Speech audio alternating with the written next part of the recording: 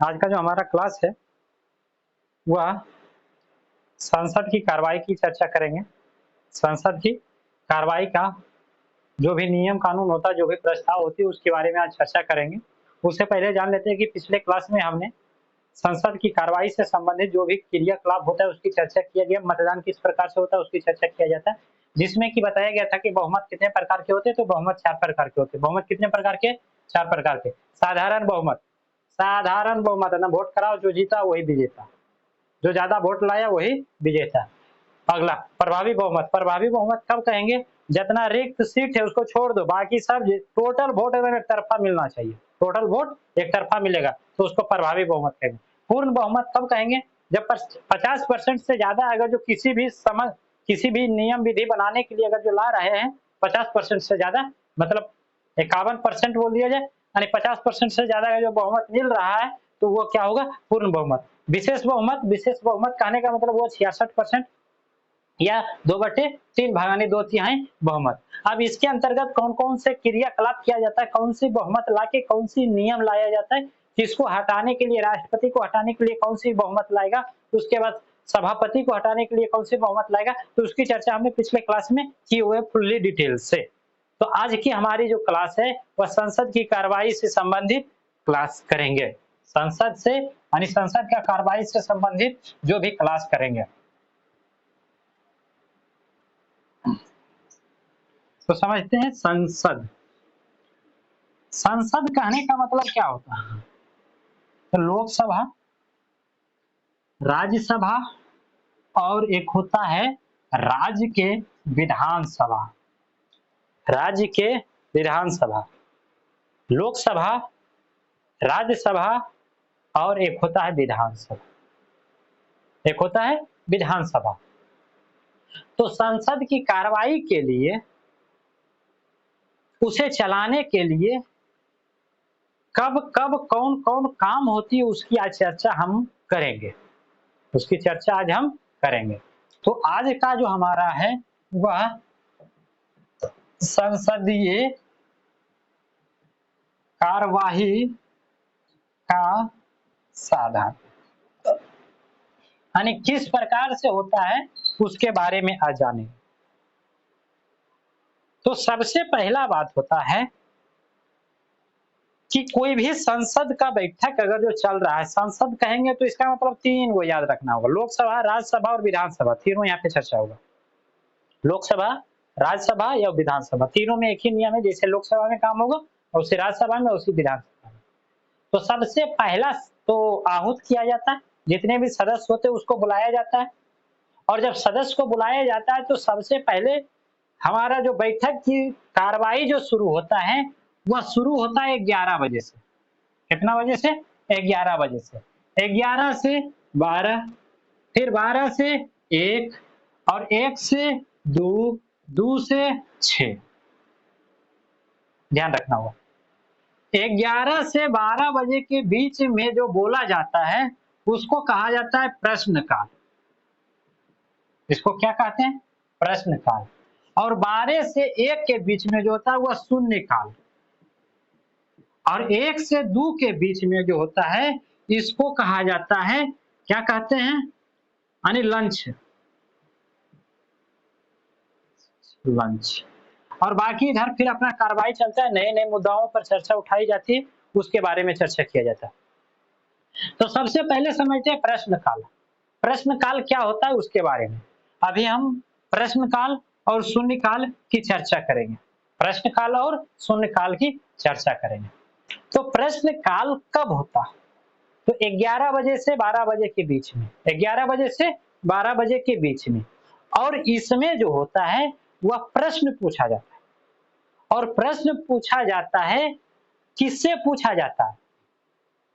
तो किसी भी सदस्य के द्वारा, किसी भी सदस्य के द्वारा। किससे पूछा जाता है? मंत्री से पूछा जाता है। किससे पूछा जाता है?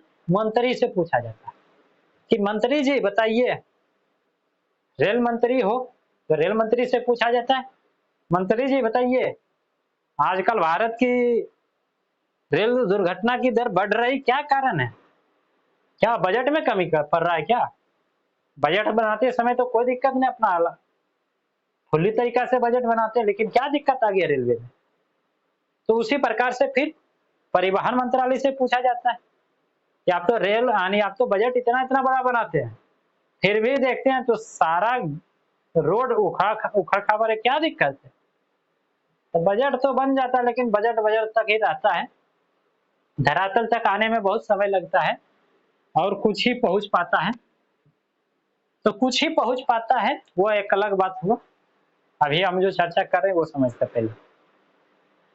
तो इसमें प्रश्न पूछा जाता है, और प्रश्न जो पूछा जाता है यह बैठक का पहले 1 घंटा में, और इसमें 3 तरीके से प्रश्न पूछा जाता है। कितने तरीके से? तो 3 तरीका से। मुख्य रूप से ध्यान रखना होगा, एक तारांकित प्रश्न होता है और दूसरा होता है अतारांकित प्रश्न। इसमें पूछा जाता है तारांकित प्रश्न और होता है एक अतारांकित प्रश्न। इसी दोनों पे ध्यान देते हैं। तारांकित प्रश्न किसको कहेंगे, अतारांकित प्रश्न किसको कहेंगे? तारांकित प्रश्न मतलब मौखिक प्रश्न, तारांकित प्रश्न मतलब मौखिक।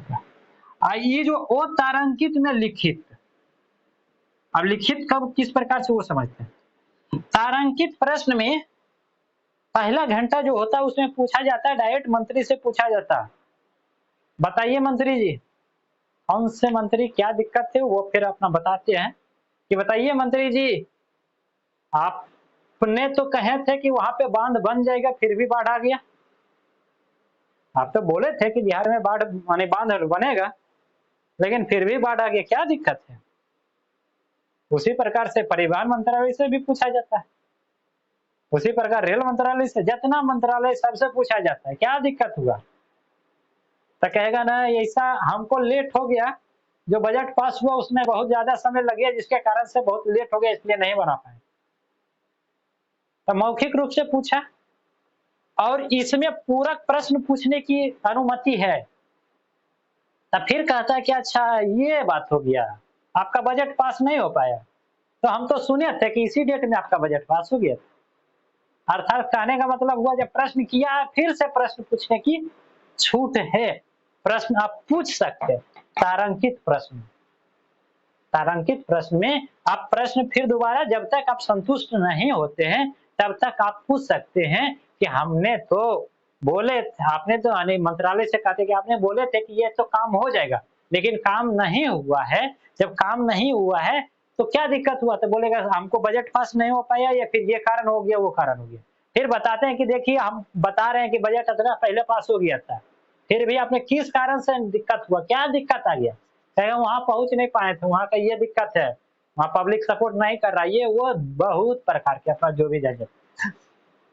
तो यहाँ पे पूरक प्रश्न पूछने की छूट है, अर्थात तारांकित प्रश्न में पूरक प्रश्न पूछ सकते हैं, यानी जो भी सदस्य अगर जो क्वेश्चन पूछा है तो उसको पूरा पूछने की जवाब है, जब तक वो संतुष्ट नहीं हो रहा तब तक वो पूछेगा। अगला समझते वो तारांकित में क्या होता है। चाहे मौखिक हो या यानी तारांकित हो या वो तारांकित हो, नियम है कि 10 दिन पहले आपको सूचना देना होगा। और सूचना किसको देना है? तो संसद के सचिवालय को,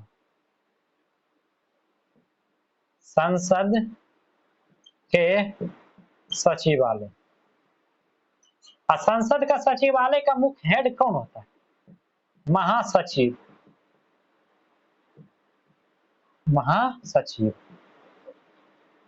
अगर आपको प्रश्नकाल में प्रश्न पूछना है तो पहले अपना प्रश्न को लिस्ट बनाइए और संसद के सचिवालय भेजिए, किसके पास? सचिव के पास।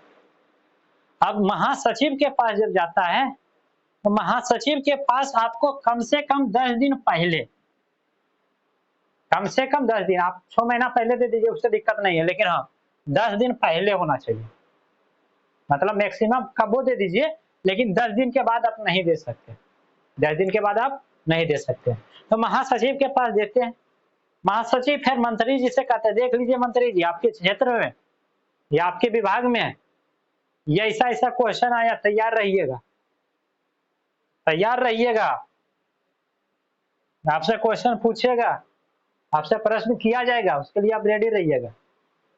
तो 10 दिन पहले सूचना देना होता है और वो सूचना जो होता है वो मंत्री के पास जाता है और अपना हिसाब से वो अपना तैयार बना लेता है।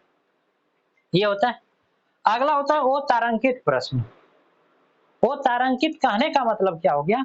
वो तारांकित के मतलब प्रश्न पूछिएगा तो मौखिक रूप से पूछ सकते हैं, लेकिन उसका जवाब जो मिलेगा वो लिखित रूप से एकदम बड़ा सा एक पेज बना के उसमें लिख दिया जाएगा कि देखिए अपना प्रश्न पढ़िए, प्रश्न जो आप पूछे इसका उत्तर इस चैप्टर में लिख दिए, इस पेज में लिखा हुआ, जाके पढ़ लीजिएगा घर में। यहाँ नहीं पढ़ सकते ना, ना वो इतना समय ना है, उतना बड़ा जो लिख के दिया गया है, इसलिए कहा गया कि यहाँ पे पूरक प्रश्न पूछने की अनुमति नहीं है।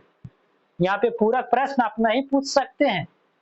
कहने का मतलब हुआ उस प्रश्न को पूरा नहीं कर सकते, अर्थात आपने प्रश्न पूछे, मंत्री जी जवाब दिए, कहेगा 3 पेज में उसका आंसर है, पढ़िएगा तब ने पूछिएगा हमसे, पहले जाइए घर बढ़िया से पढ़ के आइएगा, अगला दिन ओकर बाद पूछिएगा।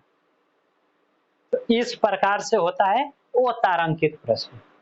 मतलब इसमें पूरक प्रश्न पूछने की छूट है, लेकिन इसमें पूरक प्रश्न पूछने की छूट नहीं है। और ये जो तारांकित प्रश्न जो होता है, यानी शून्य काल जो होता है, शून्य काल के अंतर्गत पूछा जाता है। कब पूछा जाता है? शून्य काल या फिर प्रश्न काल। सॉरी, यहाँ पे समझना होगा तारांकित और तारांकित प्रश्न जो भी होगा वो प्रश्न काल में ही होगा। कब होगा? प्रश्न काल में। कोई दिक्कत नहीं यहाँ तक समझने में? अगर जो दिक्कत है तो फिर बोला जाए। तारांकित यानी मौखिक, वो तारांकित कहने का मतलब हो गया कि लिखित रूप से। इसमें पूरक प्रश्न आप पूछ सकते हैं, इसमें पूरक प्रश्न आप नहीं पूछ सकते। अगला आप समझते हैं, एक आता अल्प सूचना प्रश्न। अल्प सूचना प्रश्न ये क्या होता है वो समझते हैं। इसमें क्या कहा गया? अल्प मतलब कम में समय। कहने का अर्थ हुआ कि बैठक होने वाला है, अब बैठक से 10 दिन पहले नियम है कि 10 दिन पहले आपको सूचना देना होगा। कितना दिन पहले? 10 दिन पहले। अब पता चला 2 दिन पहले घटना घटा है, 2 दिन पहले घटना घटा है, तो फिर आप कैसे क्या कीजिएगा? तो उसके लिए एक नियम बनाया गया जिसे बोला गया अल्प सूचना प्रश्न। ये प्रश्न जो होता है पूछा जाता है, इस समय आपको मौका मिल पाता है कि जो प्रश्न आप नहीं पूछ पाए थे, यानी नहीं लिख के आप दे पाए थे, आप पूछ सकते हैं। कारण कि बहुत बड़ा मुद्दा है, हो सकता है अचानक कोई घटना घटा है, आतंकवादी हमला किया, विभिन्न प्रकार के जो भी घटना हुआ, आपदा संबंधी जो भी घटना हुई, तो ये सभी जो होगा वो तो अचानक हुआ। तो अचानक हुआ तो अचानक के लिए तो कोई नियम होना चाहिए, उसका प्रश्न कब पूछेंगे? तो बोला गया उसके लिए भी नियम है कि आप 10 दिन के बाद भी आप सूचना दे सकते हैं। अल्प सूचना के अंतर्गत आप प्रश्न पूछ सकते हैं, और ये पीले रंग से लिखना पड़ता है, पीले रंग से लिखना पड़ता है। या कहीं कहीं इसकी चर्चा जो किया गया है, कुछ मामलों में देखा गया है तो गुलाबी रंग से भी मुद्रित मिलता है, गुलाबी रंग से मुद्रित भी मिलता है। तो ये हो गया प्रश्न काल। अब समझते हैं शून्य काल। किसके बारे में आप चर्चा करेंगे? शून्य काल।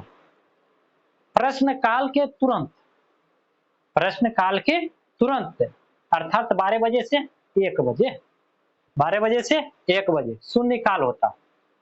12 बजे से 1 बजे शून्य काल होता है।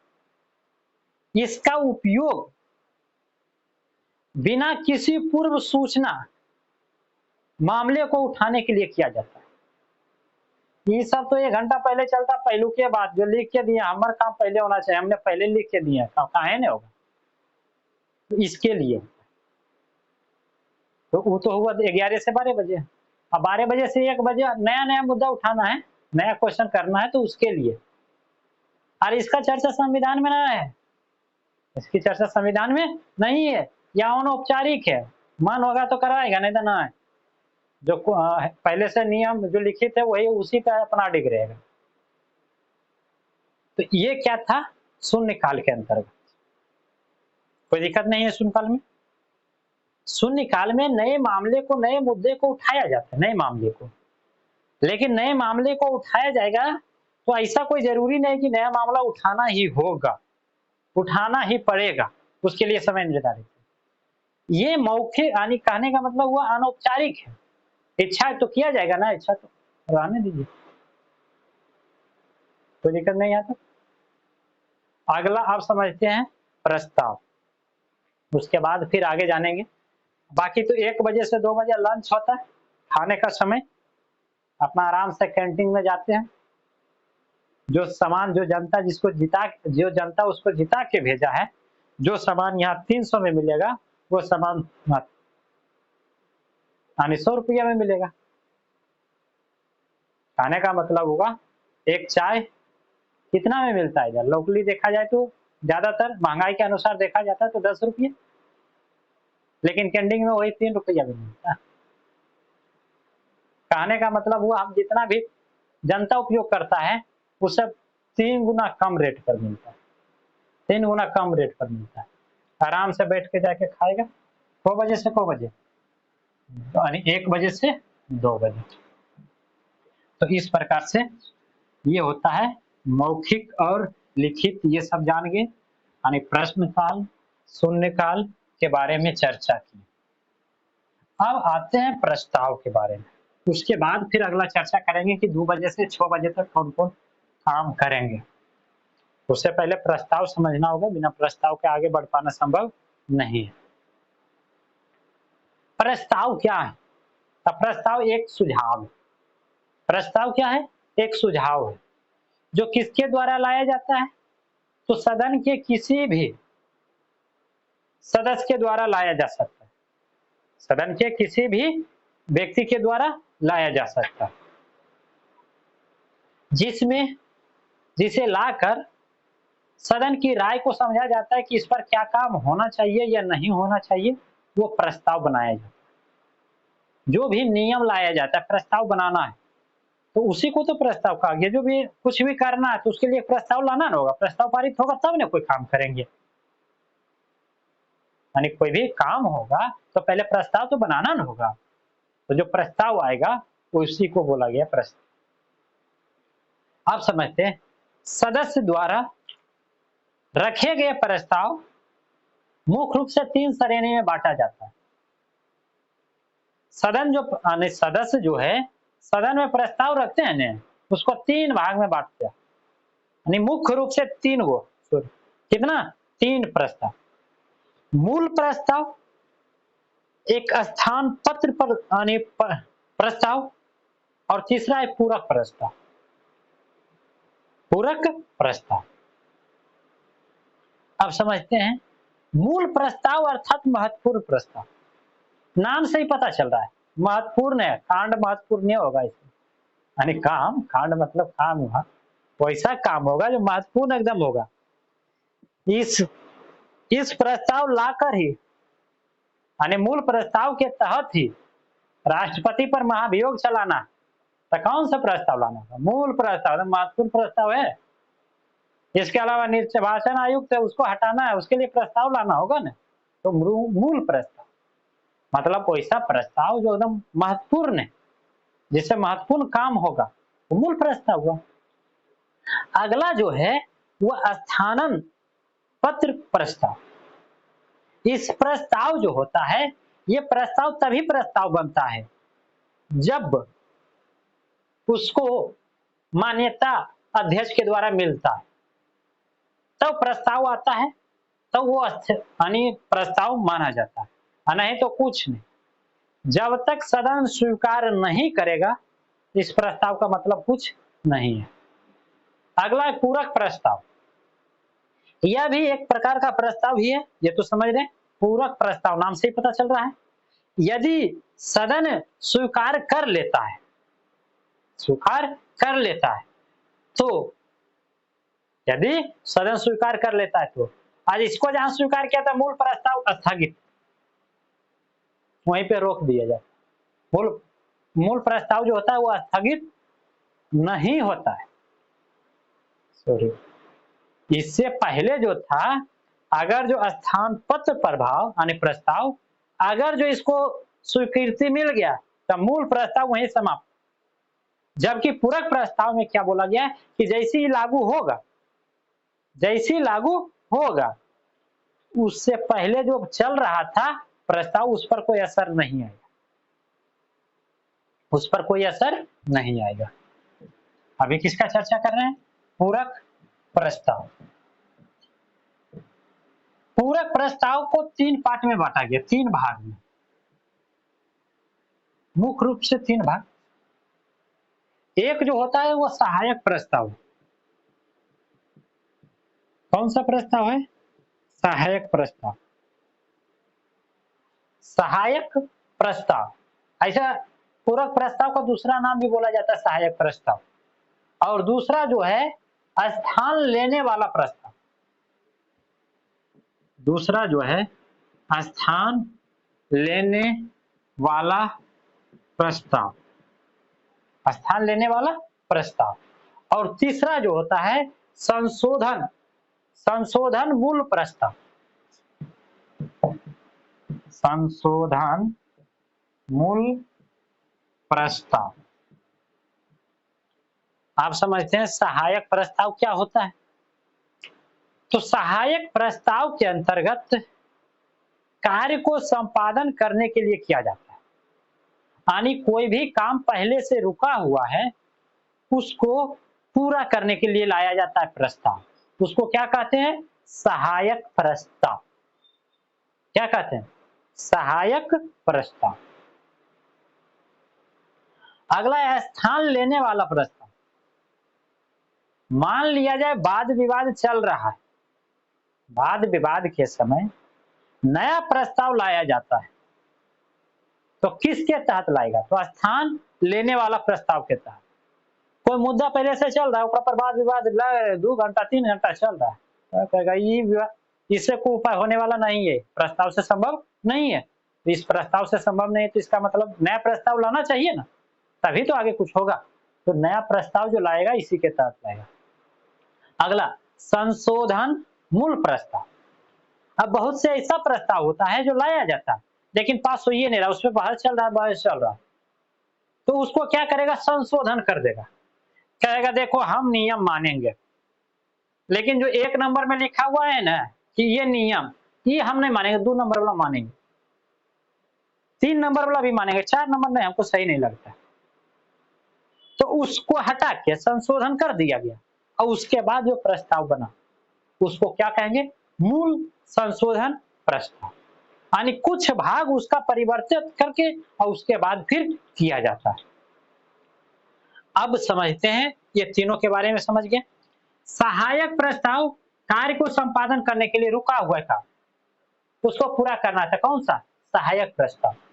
स्थान लेने वाला प्रस्ताव, स्थान लेने वाला मतलब बहुत समय से लंबित है, वाद विवाद चल रहा, जो वाद विवाद चल रहा है तो उसको खत्म करना है, तो उसके लिए नया प्रस्ताव लो।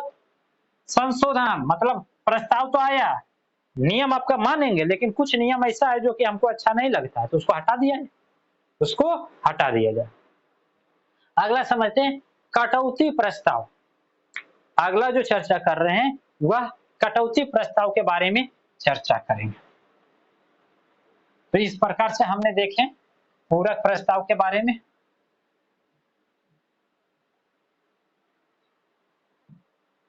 अगला जो हमारा प्रस्ताव है वह कटौती प्रस्ताव। कटौती प्रस्ताव यानी कटौती प्रस्ताव को 4 रूप में अध्ययन करते हैं, इसको 4 रूप से अध्ययन करते हैं। अब समझते हैं क्या क्या होता है 4 रूप।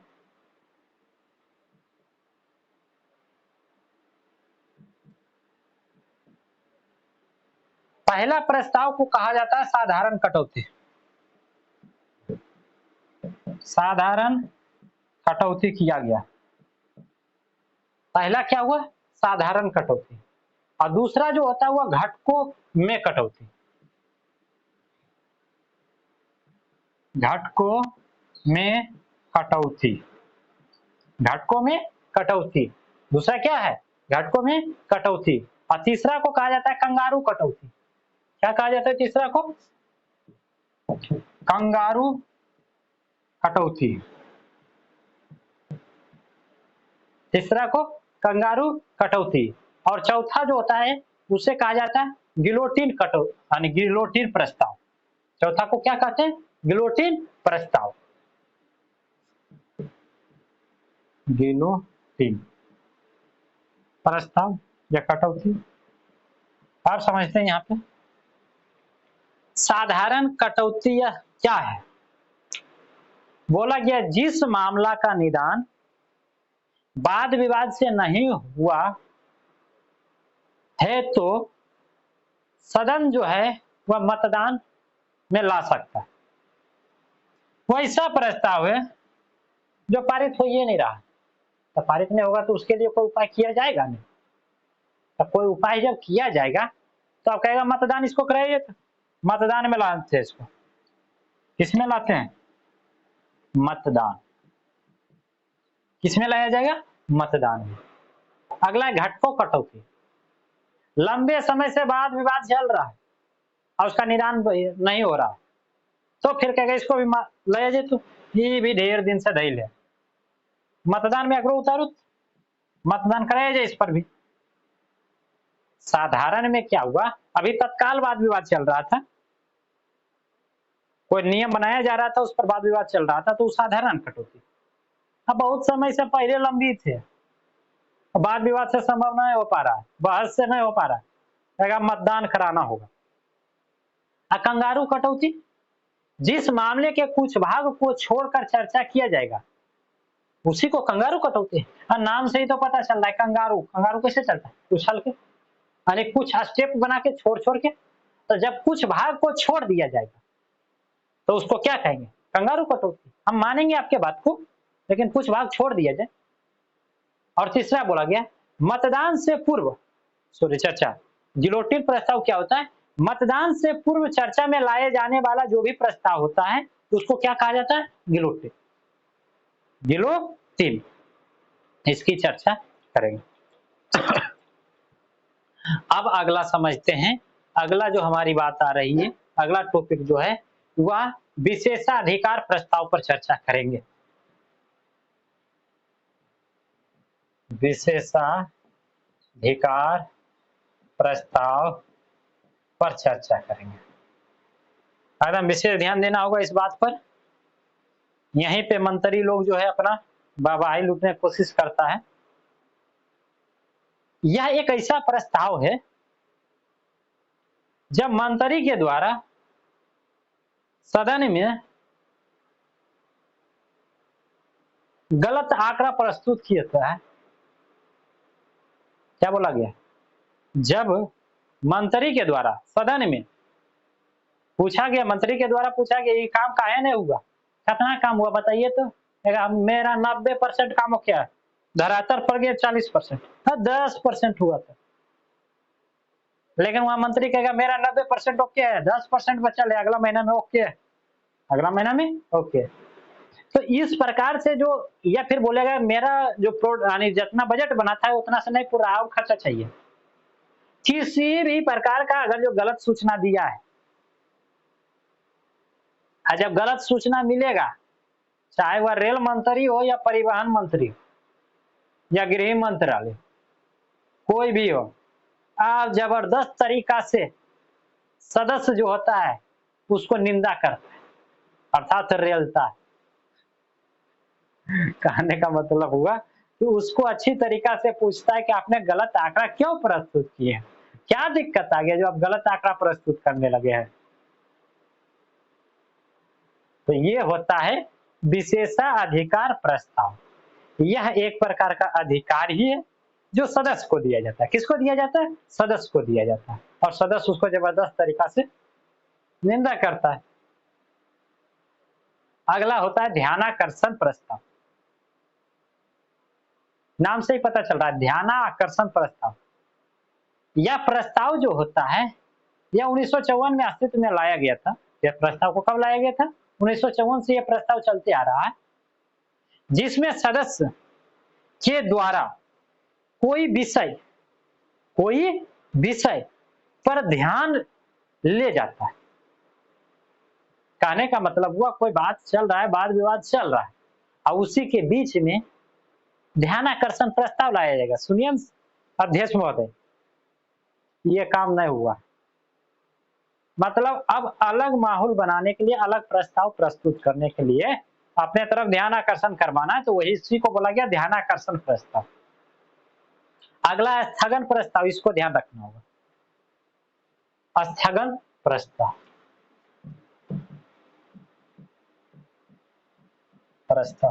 समझते हैं? स्थगन प्रस्ताव क्या होता है? स्थगन मतलब सदन को रोकना। स्थगन तो पहले बताइए देंगे, कुछ समय तक के लिए सदन को रोक दिया जाए, 2 घंटा 4 घंटा के लिए छुट्टी मार दिया जाए, आइए अगला दिन। बहुत बकवास हुआ।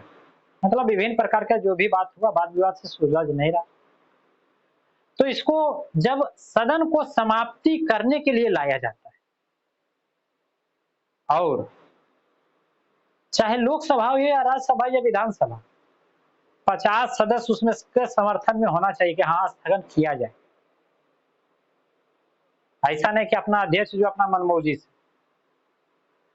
50 सदस्य है जो सपोर्ट में होना चाहिए, बहुमत में देना चाहिए, यानी मत देना चाहिए कि हाँ स्थगन करना अनिवार्य है।